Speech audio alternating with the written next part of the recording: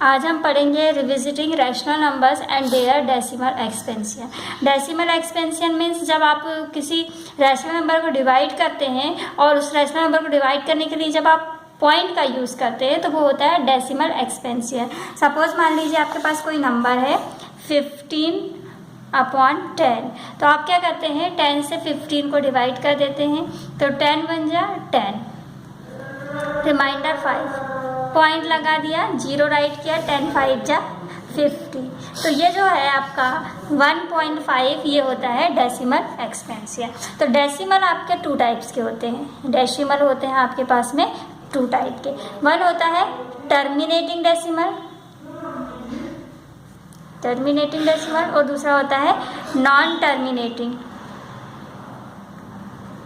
तो ये 2 टाइप के डेसिमल होते हैं, एक होता है टर्मिनेटिंग डेसिमल और दूसरा होता है नॉन टर्मिनेटिंग डेसिमल। तो टर्मिनेटिंग डेसिमल वो होते हैं जिनका रिमाइंडर 0 आता है, जिन्हें डिवाइड करने पे रिमाइंडर कितना आता है 0, जैसे कि 1/2। तो 2 से जब आप 1 को डिवाइड करते हैं तो आप पॉइंट लगाते हैं 0, 2 5 जा 10, तो ये डेसिमल, इसका रिमाइंडर 0 आ गया। और कुछ डेसिमल होते हैं जिसे हम डेसिमल फॉर्म पे, कुछ डेसिमल नंबर ऐसे होते हैं जिनको हम डेसिमल के फॉर्म पे चेंज करते हैं तो उसका रिमाइंडर कभी भी 0 नहीं होता है, वो हमेशा बढ़ते ही चलता है। तो ये होते हैं नॉन टर्मिनेटिंग डेसिमल। ये है टर्मिनेटिंग और ये है नॉन टर्मिनेटिंग। तो जैसे ही आपने ऐसे राइट किया, आपका 3333 बढ़ते चलता है तो आप इसे 0.3 बार के फॉर्म पे लिख जाते हैं। तो 0.3 बार के फॉर्म पे लिखा, इसका मतलब है कि 3 क्या हो रहा है, रिपीट हो रहा है। तो ये होते हैं non terminating decimal.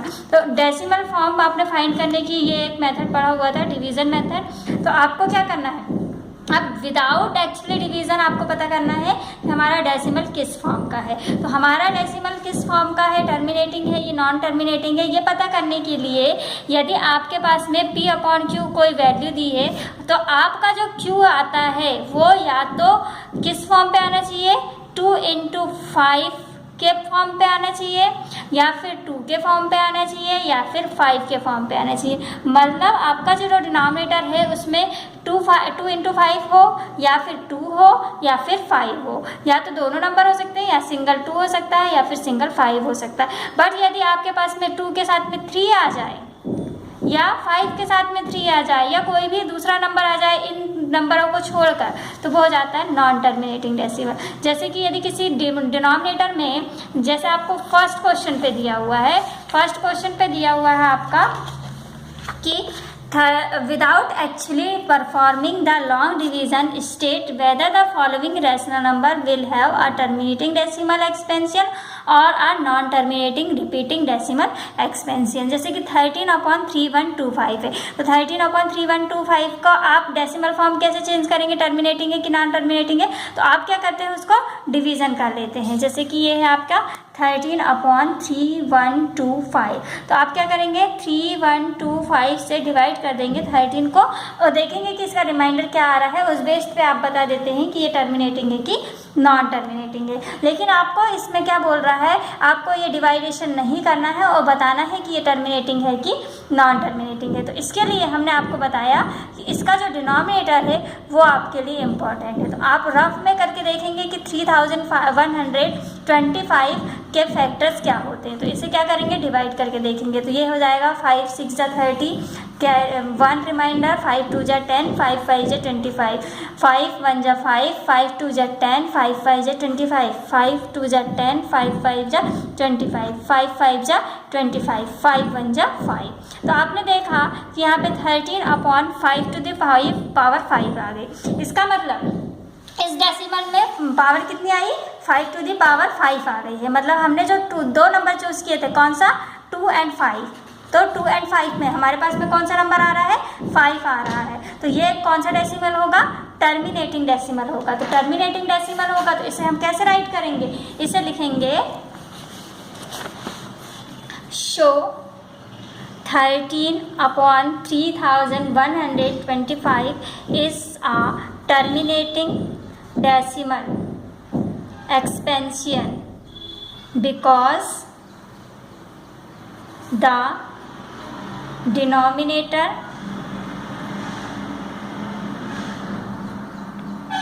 has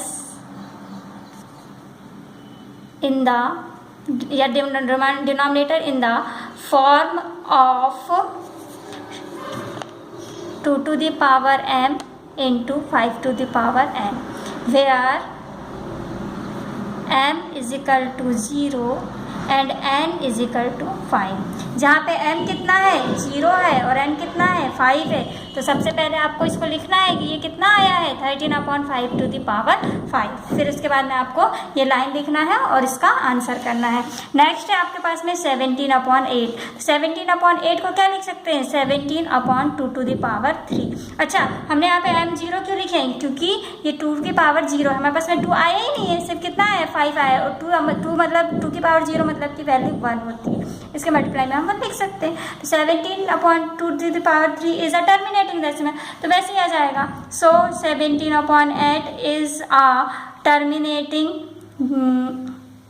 terminating decimal expansion because the denominator in form of 2 to the power m into 5 to the power n, where यहाँ पे 2 की पावर कितनी है m equal to 3 and n equal to 0।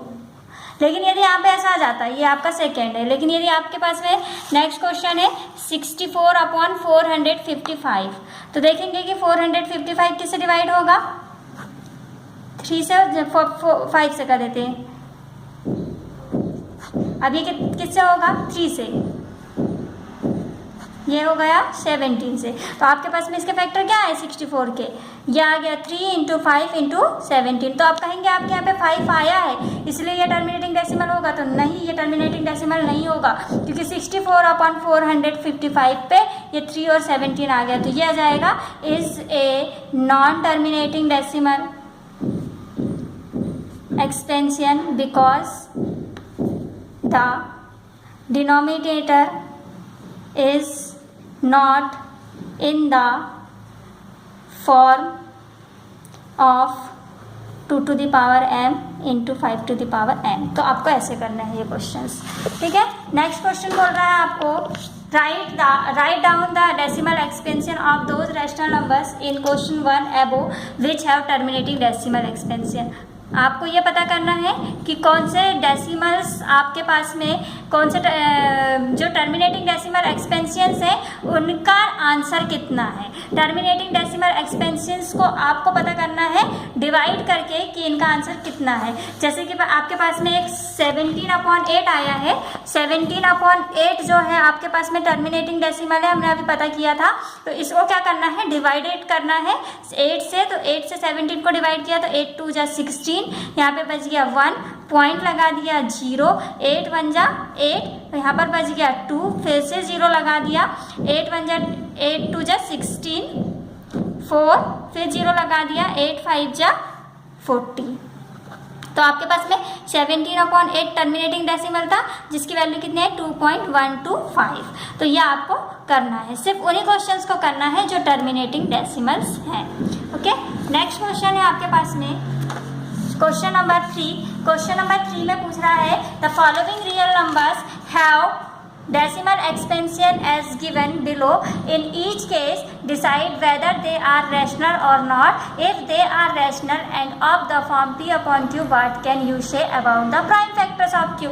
तो आप क्या कह सकते हैं q के प्राइम फैक्टर्स के बारे में, जैसे कि 43.123456789 है, तो क्या आप इसको p अपॉन q के फॉर्म पे लिख सकते हैं, और लिख सकते हैं तो ये q की किस पावर के फॉर्म पे आएगा। तो इस क्वेश्चन को करने के लिए आप देखेंगे कि हम क्या करते हैं 43.1234567 एंड 9 दिया हुआ है, तो इसके जब हम डेसिमल हटाते हैं तो हम लिखते हैं, सारे नंबर्स को लिख देंगे 4 5 6 7 8 9 और अपॉन पे लिखेंगे पॉइंट के प्लेस पे 1, और कितने डिजिट है 2 4 6 8 एंड 1 9 डिजिट है, तो 9 डिजिट लगा देंगे, 9 0 लगा दिए, तो 9 0 लगा दिए तो ये कितना हो जाएगा 4 3 1 2 4 5 6 7 8 9, मतलब ये 10 की पावर कितनी हो जाएगी 10 की पावर हो जाएगी, ये हो गई 1, ये हो गई 2 3 4 5 6 7 8 9, 10 to the power 9। और हम इसको क्या लिख सकते हैं 10 to the power 9 को 6 7 8 9, 10 टू द पावर 9 को लिख सकते हैं 2 इंटू 5 टू द पावर 9। तो आप वही लाइन लिखेंगे, is a terminating decimal because its denominator is in the form of 2 to the power m into 5 to the power n, where n is equal to 9, जहाँ पे आपकी power कितनी है 9, m और n दोनों की। तो ये है आपका टर्मिनेटिंग डेसिमल। नेक्स्ट है आपका 0.12012220, ये एक नॉन टर्मिनेटिंग डेसिमल है और इसको आप रेशनल नंबर के फॉर्म पे नहीं लिख सकते। इस क्वेश्चन को भी आपको फर्स्ट क्वेश्चन टाइप ही करना है, ये भी वैसे ही, बस इसमें बार लगा हुआ है तो जितना दिया है हम उसके हिसाब से कर देंगे। तो ये दोनों सेम है और ये नॉन टर्मिनेटिंग है। तो इस तरीके से आप इस एक्सरसाइज को कंप्लीट कर लीजिएगा। कल से हम नेक्स्ट लेसन स्टार्ट करेंगे, तो हम इसे आप हमको बताइएगा कि आपने इसे कंप्लीट कर लिया है कि नहीं। ओके।